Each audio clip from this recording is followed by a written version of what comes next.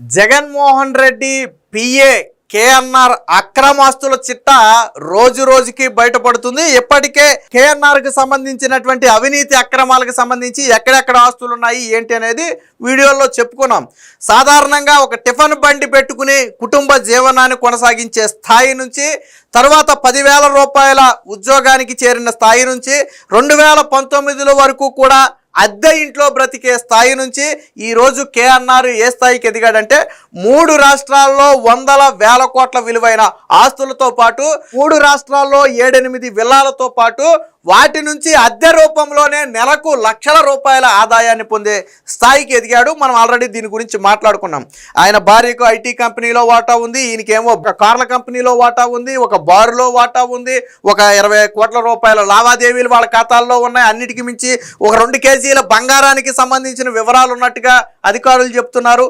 ఇవన్నీ ఒక ఎత్తు అయితే, ఇప్పుడు తాజాగా రుషికొండ ప్యాలెస్, మీకు తెలుసు జగన్మోహన్ రెడ్డి అత్యంత ముచ్చటపడి భారతీరెడ్డి కోసం రుషికొండకు గుండు కొట్టి మరీ కట్టినటువంటి రుషికొండ ప్యాలెస్ అత్యంత సమీపంలోని ఐటీ పార్కులో 100 కోట్ల విలువ చేసే 2.5 ఎకరాల భూమి వీడికి చెందింది, కేఎన్ఆర్కి చెందింది. ఎలా చెందింది? సో ఈ రికార్డ్స్ అన్ని నిన్న తాజాగా బయటపడ్డాయి. సో బయటపడటమే కాదు, మళ్ళీ దీంట్లో అబద్ధాలు చెప్పి తప్పించుకునే ప్రయత్నం చేశాడు. వాస్తవానికి 100 కోట్ల రూపాయలు విలువైనటువంటి ఈ 2.5 ఎకరాల భూమిని 32 కోట్ల రూపాయలకు కొని రిజిస్ట్రేషన్ చేయించుకున్నాడు. బాగానే ఉంది, డాక్యుమెంట్స్ అధికారుల వద్ద ఉన్నాయి. అయితే సిట్ అధికారులు విచారించే సమయంలో ఆ భూమిని ఎంతకు కొన్నావు అని అడిగితే 12 కోట్లు కొన్నానని చెప్పాడంట. 12 కోట్లు కొన్నాను అనగానే ఆ 32 కోట్ల రూపాయల డాక్యుమెంట్స్ ముందు పడేసి, మరి 32 కోట్ల రూపాయలకి రిజిస్ట్రేషన్ చేశారంటే 12 కోట్ల రూపాయలు కొంటేనని అడిగితే దానికి సమాధానం చెప్పలేదు. సరే, ఈ 12 కోట్లు నువ్వు చెప్పిన 12 కోట్లు అయినా సరే ఎక్కడి నుంచి వచ్చాయి, ఈ 32 కోట్లు అయినా సరే ఎక్కడి నుంచి వచ్చాయని ప్రశ్నిస్తే, ఎక్కడో విదేశాల్లో ఉన్నటువంటి మా బావో మా బామ్మర్దో పంపితే నేను కొన్నానని చెప్పి తప్పించుకునే ప్రయత్నం చేశాడు. అధికారులు ఉత్తినే వదిలిపెడతారా? తీగలాగటం మొదలు పెడితే డొంకంతా కదిలిచ్చేస్తారు కదా. సరే, ఆ 32 కోట్లు ఎవరి ఖాతాలో పడ్డాయి, ఎవరి ఖాతా నుంచి ఆ అమ్మిన వాళ్ళ ఖాతాకు వెళ్ళాయి, ఆ వివరాలు ఒకసారి ఇమ్మని చెప్తే దానికి అతని దగ్గర సమాధానం లేక నీళ్ళు నమిడాడు. అంటే విదేశాల నుంచి ఎవడో పంపాడు, వాళ్ళు పంపితే నేను కొన్నాను అనేది అబద్ధం.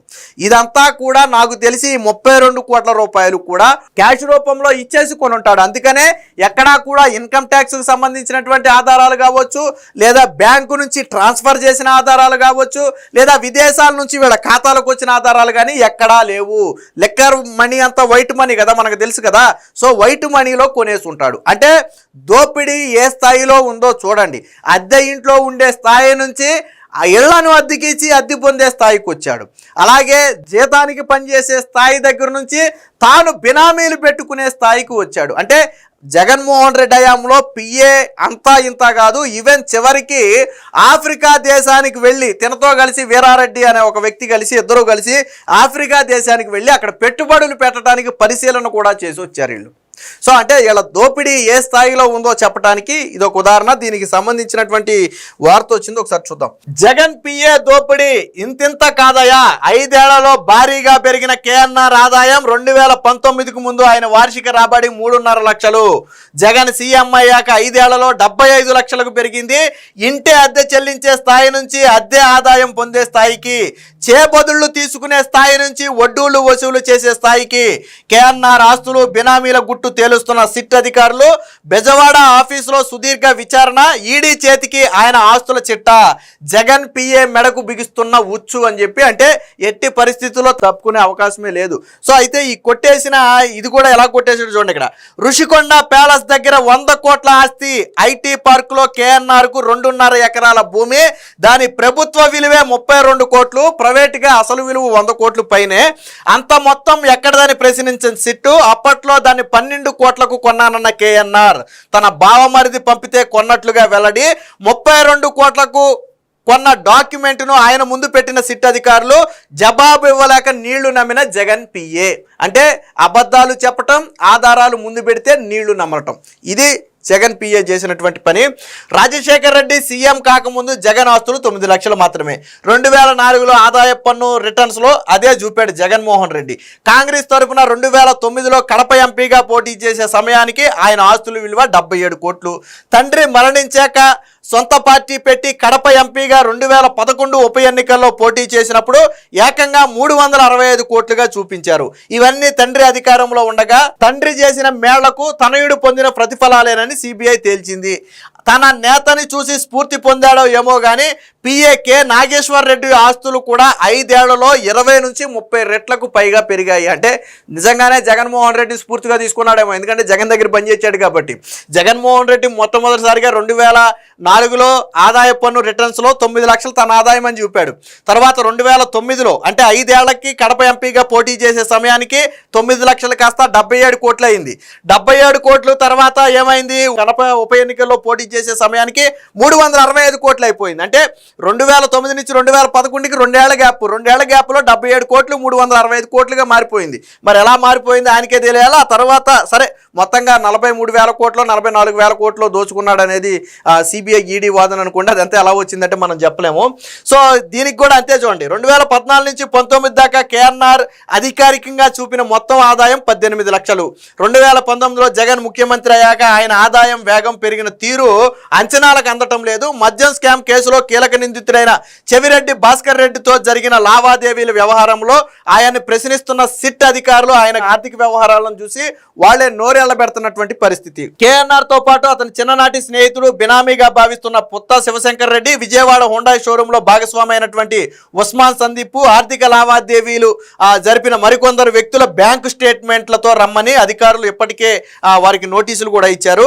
ఇక అన్నిటికీ మించి ఈ 100 కోట్లు అంటే సరే ఇదంతా ఒకెత్తు అయితే, ఇప్పుడు జగన్మోహన్ రెడ్డి దగ్గర ఉన్నట్టు కట్టుకున్న ఋషికొండ దగ్గర కట్టుకున్నటువంటి ప్యాలెన్స్ కు అత్యంత సమీపంలో ఐటీ పార్క్ వద్ద మరొక 100 కోట్ల రూపాయల విలువైన భూమిని 2.5 ఎకరాల భూమిని కొట్టేశాడు. అది ఎలా కొట్టేశాడో చూడండి. వైసీపీ అధికారంలోకి వచ్చాక ముఖ్యమంత్రి పిఏ హోదాలో కేఎన్ఆర్ చేసిన దోపిడీకి అంతే లేదు. విశాఖపట్నం ఋషికొండ ప్యాలెస్ కు సమీపంలో అత్యంత ఖరీదైన ప్రాంతంలో 2.5 ఎకరాల భూమిని కొన్నట్లుగా సిట్ గుర్తించింది. ఐటీ పార్క్ లో ఉన్న దీని విలువ ఇప్పుడు 100 కోట్ల పైమాటే.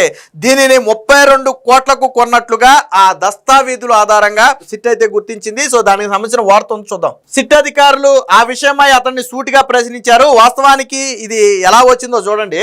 రాజశేఖర్ రెడ్డి ఉమ్మడి రాష్ట్ర సీఎంగా ఉన్నప్పుడు 2005లో ఎన్సిసి అనే ఒక కంపెనీకి ఏపీ హౌసింగ్ కార్పొరేషన్ నుంచి 97 ఎకరాల భూమిని కేటాయించారు. 2005లో తీసుకున్నటువంటి వాళ్ళు 2013 వరకు అంటే దాదాపు 8 ఏళ్ల పాటు ఎలాంటి నిర్మాణాలు చేపట్టకపోతే 2014లో చంద్రబాబు గారు సీఎం అయిన తర్వాత ఏం చేశారంటే ఆ భూమిని వెనక్కి తీసుకోవాలని నిర్ణయించారు. ఎందుకని, ఏమీ నిర్మాణాలు చేపట్టలేదు కాబట్టి. అయితే ఎన్సిసి కంపెనీ ఏం చేసిందంటే కోర్టుకు వెళ్ళి మేము నిర్మాణాలు చేపడతామని కోర్టుకు హామీ ఇచ్చి తిరిగి మళ్ళీ ఆ భూమిని వాళ్ళే తీసుకున్నారు. అయితే 2019లో జగన్ సీఎం అయ్యాక అందులో వారు చేతనైనంత భూమిని దక్కించుకోగా జగన్ పిఏ కేఎన్ఆర్ సైతం 2.5 ఎకరాలు కొట్టేశాడు. విశాఖలో పచ్చని ఋషికొండను తవ్వి 100 కోట్ల ప్రజాధనాన్ని అడ్డుగోలుగా ఖర్చు చేసిన జగన్ నిర్మించుకున్న ఋషికొండ ప్యాలెస్ కు అత్యంత సమీపంలోని ఐటీ పార్కులో ఏకంగా 100 కోట్ల విలువ చేసే ఈ భూమిని ఎలా కొన్నారని సిట్ అధికారులు అతన్ని ప్రశ్నించారు. అప్పట్లో దాని విలువ 12 కోట్లేనని లండన్ లో ఉంటున్న తన బావమరిది రామ్ భూపాల్ రెడ్డి డబ్బులు పంపాడని చెప్పాడు. అయితే ఏ ఖాతాకు ఎప్పుడు పంపాడు, ఎవరి ఖాతాకు నుంచి ఆ సొమ్ము ఆస్తి విక్రేతలకు చేరింది అని సిట్ అధికారులు ప్రశ్నించగా జవాబు ఇవ్వలేక కేఎన్ఆర్ నీళ్లు నమిలినట్లుగా తెలిసింది. అదీగాక ఆ భూమి ప్రభుత్వ విలువే 32 కోట్లుగా ఉందని, అంతే మొత్తానికి కొనుగోలు చేసినట్లుగా ఉన్న డాక్యుమెంట్ల సంగతి ఏంటని అతను ముందు పెట్టి ప్రశ్నించడంతో బిత్తరపోయినట్లు సమాచారం. లిక్కర్ వ్యాపారాలు అప్పట్లో ఇచ్చిన వసూళ్ల వివరాలు అతడి నుంచి రాబట్టినట్లుగా, అంటే ఇది మొత్తం కూడా కొన్నది 32 కోట్లకు కానీ 12 కోట్లకు కొన్నానన్నాడు. తన బావమరిది ఇచ్చాడన్నాడు. ఎలా ఇచ్చాడో చెప్పమంటే చెప్పట్లేదు. అంటే ఇంకా అధికారులు ఆశ్చర్యపోతున్నారు. ఒక్కొక్కటి బయటకు వచ్చింది. మొదటేమో ఆస్తులు బయటకు వచ్చాయి, తర్వాత కార్ల షోరూంలోను బారుల్లోను వాటాలు బయటకు వచ్చాయి. ఇప్పుడు ఋషికొండ దగ్గర 100 కోట్ల విలువైన ఆస్తి బయటకు వచ్చింది. ఇలా తవ్వుతున్న కొద్దీ వస్తానే ఉంది. ఇంకా ఎంత ఉందనే తెలియదు. దీని డెప్త్ ఒక్కొక్కటి లాగుతుంటే బయటకు వస్తుంది. చివరికి తన పేరు మీద తన ఆస్తులకు 3-4 బినామీలను పెట్టుకునే స్థాయికి ఎదిగాడు కేఎన్ఆర్. అంటే జగన్ అధికారాన్ని అడ్డం పెట్టుకుని ఏ స్థాయిలో సంపాదించాడో చెప్పడానికి ఇది ఒక ఉదాహరణ. కానీ జగన్ ఇప్పటి వరకు దీని మీద నోరు మెదపల. ఒక పక్కేమో అటు బొల్లా బ్రహ్మనాయుడు హైదరాబాద్లో 1000 కోట్ల రూపాయల ఆస్తి కబ్జా చేయాలని ప్రయత్నం చేసి దొరికిపోతే పరారీలో ఉన్నాడు. దాని గురించి మాట్లాడు. ఇటుపక్క నీ దగ్గర 5 ఏళ్ళు పిఏగా పనిచేసినటువంటి సీఎంగా ఉన్నప్పుడు, అంతకు ముందు కూడా పిఏని అనుకోండి, 5 ఏళ్ళు పిఏగా ఉన్నటువంటి కేఎన్ఆర్ వందల వేల కోట్ల ఆస్తులు ఒక్కొక్కటి బయటపడుతుంటే దీని మీద నోరు మీద ఇప్పుడు ఎందుకు జగన్ ప్రెస్ మీట్ పెట్టి మాట్లాడు? కేఎన్ఆర్ నీ పిఏనా కాదా? నీ పేపర్లో ఏం రాశారు? పొలిటికల్ అసిస్టెంట్ అని రాశారు. అంటే వ్యక్తిగత సహాయకుడిని ఏకంగా మార్చేశారు, అర్థమే మార్చేశారు. దొరికితే మార్చేయడం మీకు అలవాటే.